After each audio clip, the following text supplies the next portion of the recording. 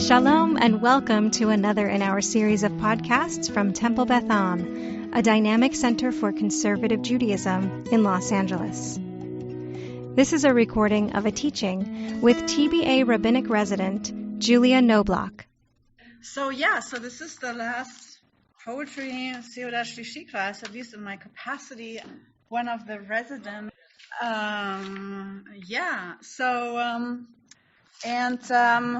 I was thinking, what am I going to do? Because I always kind of wanted to link it to the Parsha, and in a way I'm doing it, but I'm linking it to the Haftarah. Because I've known about this book for a while, but I hadn't read it until. It's from Aviya Kushner, and she's her full-length collection is Lamp Balm, and today it is from Isaiah. And the whole book is a meditation, the poetry of Isaiah, and every poem book explores one or more passages from the book of Isaiah. So that's why I chose this, and the wolf lamp passage is one that we read this morning in the Haftarah, and there are many other famous passages in the Haftarah. For example, Vayatza choter mi geza Yishai, but a shoot shall grow out of the stump of Jesse, and obviously Shuati and all the following lines that we are going to sing very soon to say goodbye to this festival, and Vayaga ze'ev im kevesh, the wolf will dwell with the lamb. That is also echoed in a later passage in Isaiah again. Before, we are going to read a few poems by Aviya,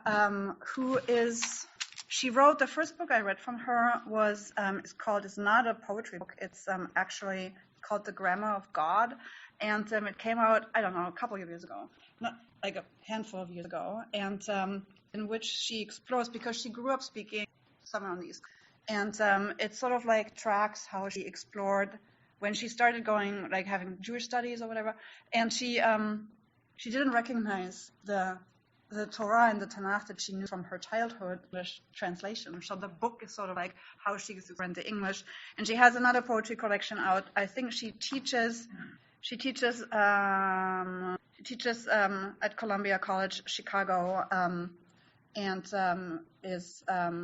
this book has been picked up a lot and reviewed a lot, and I really highly recommend it. But before, we're going to read some of the poems in it, and we're only going to read one of the poem sheets, because when I had to prepare the source sheet, I hadn't yet the book in my hands, so I had to send it in a day before the book arrived. So we're going to look at one poem, which is Rumor, but also a few others that explore lines from the Haftarah we heard today, because I thought it's a nice way of sort of saying goodbye to Pesach, sort of having a connection to wedding this morning. Isaiah obviously is a prophet famous for his poetry, but also for his insistence on envisioning a messianic landscape, an eschatological utopian natural state ideal, after the haughty have been judged and brought low, and justice has been bestowed on those deserving, and unity and peace have been established. He's also the prophet from which emerging Christians quoted most often, because they found in his words passages and images that worked well in their attempt to find proof text for Jesus as a Messiah, and many of these lines have often been used to those means. But Isaiah obviously wrote many centuries before the emergence of Christianity, and is also the prophet whose Haftarah was chosen for Pesach, which is one of our, if we want the beginning of our national story, our redemption story. So I was wondering why this Haftarah might have been chosen for the 8th day of Pesach. There is obviously a line in it that says, "There shall be a highway for the other part of his people out of Assyria, such as there was for Israel when it left the land of Egypt." So there is a clear connection to Pesach. But I think it's also because Pesach is a moment of redemption. I want to say it's a moment. It's not the redemption, because it only starts there, right? And Isaiah, for all his wrath and outrage at injustice and arrogance and greed and fake kindness and corruption, is also the prophet of comfort, of reconciliation, of the ingathering of exiles, and the prophet of redemption. He speaks to our Israelite and Judean ancestors and conjures up the finishing line of the long journey that we've just begun, again, as every year. The journey toward redemption, or the redemptive journey through the desert toward the promised land. We are liberated, we're taken out of Egypt, but we're not yet redeemed. And he is the prophet who dreams up a time when wolf and lamb will dwell together peacefully, and when a wolf is not disguised as a lamb, or a lamb poses. But how long can such a time really last before the next bomb explodes? Either here, or many of these go back and forth in Ukraine or wherever. So this question is like, wolf and lamb is all great. It's all peace, beautiful, and I think we've all been for the past 8 days in moments where we talked a lot about this and what it means and how can we achieve it.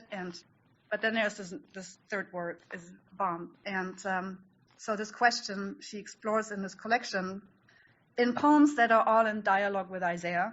And basically every poem is inspired, as I said before, by several lines from his prophecies, and challenges it, rephrases, questions, admires.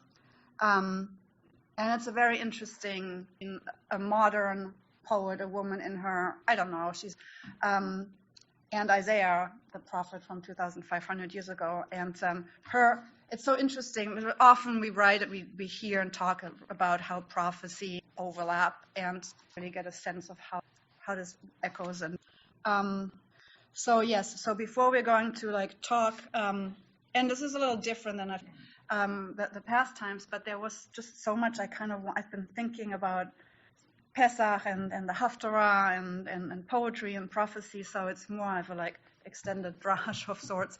But we are going to go around and have, if people want to say something at the end of once we've read the last poem, give you. There is another passage that she deals with in this book that is also in the Haftarah, which is translated in the Etz Chaim. It starts at 11:2, after the shoot that grows out of the stump of Jesse. The Spirit of the Lord shall alight upon him, a spirit of wisdom and insight, a spirit of counsel and valor, a spirit of devotion and reverence for the Lord. And spirit, ruach, obviously, means wind and spirit. And so the poem that I'm going to read is The Wind. How can I explain the wind to you? It flutters, it flirts with the water in the opening lines of Genesis. And then it comes back, the way everything important comes back. But as the wind of wisdom, the wind of God, the wind of understanding. Spirit, you're explaining the Spirit of God. Not exactly. I want to hold your hand and explain it to you softly. Ruach. Listen to how the wind has ooh and ah in it. More than air, that wind on water fluttering. Not just God, but something of God, like man, like woman, like the world. So my apologies again, I don't have in front of you, but it's as a reading. As most of you know, I also write poems, and I do think that in order to write good, and we also need to be honestly and challenge the world around us. And she does that, and she does that in this entire book. This is more of a meditative dialogue with Isaiah, but she has another one, like many others in this. There are literally in the Haftarah also. The spirit. What she's referencing is the spirit. Well, then she didn't speak to you then. To me, it was pretty obvious in how she, sometimes it's more obvious and sometimes it's less obvious. In this case, I think spirit, the Spirit of God. You're explaining the Spirit of God, which is exactly basically what you were saying, being touched by the spirit of devotion and reverence for the Lord. Yeah, no, look, if that's the beauty or the annoyance sometimes of poetry, is that sometimes you can say, I can look at it in different ways and then it makes sense, and sometimes it just doesn't work for.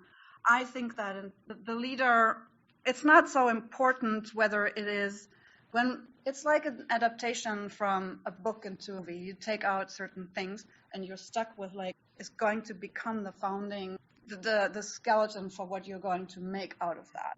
And that may sometimes work for one and sometimes it doesn't.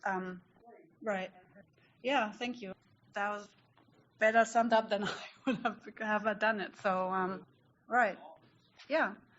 And it's more an exploration of the concept spirit or ruach in that, rather than she's not so interested. Yeah, and it's interesting in the trope too. Like every ruach has a different trope to it, which really in terms of how it changes. Yeah. I do want to talk about the rumor, so I'm going to skip the one that you guys don't have. And we said 45 for Birkat? Yeah. So I'm going to skip that one, but you don't have it in front of you. Anyway, because I do want to wrap it up with some thoughts on the last day of Pesach in the diaspora. As Rabbi Klickfeld was saying today and reminding us when we're counting the Omer, we are completing the first week of the Omer in the Sephirah of Chesed, and we are in Malchut Shebe Chesed, and very soon after Mariv we're counting the Omer again, and we will enter week Gevurah, and we will be Chesed Shebe Gevurah, love, faith, loyalty, kindness, and strength and judgment. We'll translate that. And I think we need to remember the royal completeness of Chesed of the week of Pesach as really the shelter of the festival. And I know that many of you can't wait to sink your teeth in a pizza or a bagel, but I personally always find it a little bit sad to the ecstatic first days of peace and love and prayer, the time of our freedom, the beginning of our redemption, the moment of our salvation, not in the Christian sense, but Hine Yeshuatenu, in the sense of something good having happened to us miraculously without us having done anything, like in a moment in time with a person we love, which is like a spark of redemption. And that's why I think it's good to begin desert with Isaiah's comforting voice echoing in the wind, and also with this poem. It is in fact, but I thankfully, and this is rumor. There's a crazy man in those hills, howling that he can comfort us all. There's an old crazy man in all of us, saying, I raised you, made you tall, and you rebellious little wuss, you forgot that an ox knows who owns him, an ass knows his place. Rain falls and we rain blame, the way our ancestors.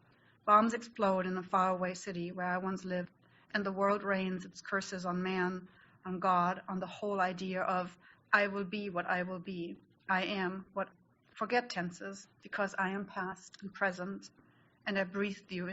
Listen, someone once said, I am comforting you, breathing through an old, towering prophet who is nothing but a singer on a stage, a singer when there's only one light left, and a soft illusion. In a few years, you too, a fire, dry grass, a singer who sang and then disappeared, the light of the audience, the light of the world, a balm to the crazy, the rebel, the wuss, Isaiah to the nations of the earth, like the tale of an old, a song and a howl, a wolf. I thought it's a good poem to end the reflections on Isaiah, but also as we end this week that is the first week of our redemption, and I want to invite more reactions to this poem, criticisms, rejections. Yeah, I find this. I will say, David and I are in the same class, going through all of Nach in one semester. And even though there's obviously not much time left, what I've been finding really those months is how close these, like they say things and they make comparisons and metaphors that obviously to us moderns, it's not what we would say. But in terms of the more I read of them, the more I feel like they're like so close, and they had the same sort of fears and desires and urge and passions. I mean, in a very intensive way sometimes. But what she does here in this poem and what she does in this entire book, I feel, is she really brings him a guy from 2,500 years ago. Yeah. He also said that the beast doesn't remember. Yeah. I think I said that in general, I just wanted to Isaiah in general, which is why I picked the poems. And I think what I said in my remarks about how during Pesach we are very close to imagining wolf and the lamb dwelling together and the beginning of redemption. Because I think Pesach is the festival most of all of liberation. Obviously, it starts it's a journey, and we don't get there. And I think it is. And so, I think while I thought it fit, I chose the in it, but I do think it is a nice ending. Everyone claims because Pesach is, as we've probably discussed in our seders a lot, the story of telling, the magid, the questioning, the what remains, where are we going to, and what echoes, who is bringing the redemption. Is it God who saves us? Is it us who are going to work towards redemption? So when this was one of the poems that had the wolf and the lamb line in it, and ends on the story that everyone claims in it, I thought it was a nice note to end on. It's obviously not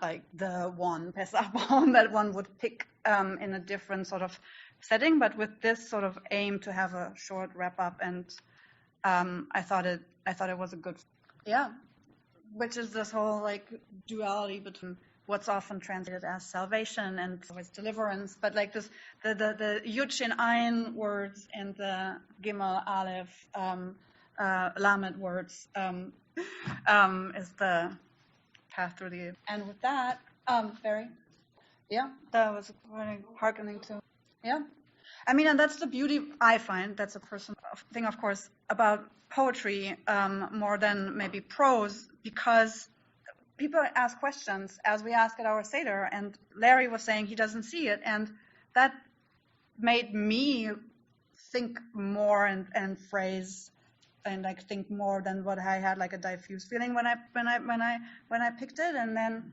look at the whole conversation that happened. So thank you. When we ask questions, as we have done at the Seder, and many of us have been doing it for many, many years, and every time it's an issue. Shakor to every one of you. Thank you. You have been listening to another in our series of podcasts from Temple Beth Am, a dynamic center for conservative Judaism in Los Angeles. If you enjoy these podcasts, we invite you to write a review on the Apple Podcast site or wherever you get your podcasts. For more information about Temple Beth Am Los Angeles, go to tbala.org.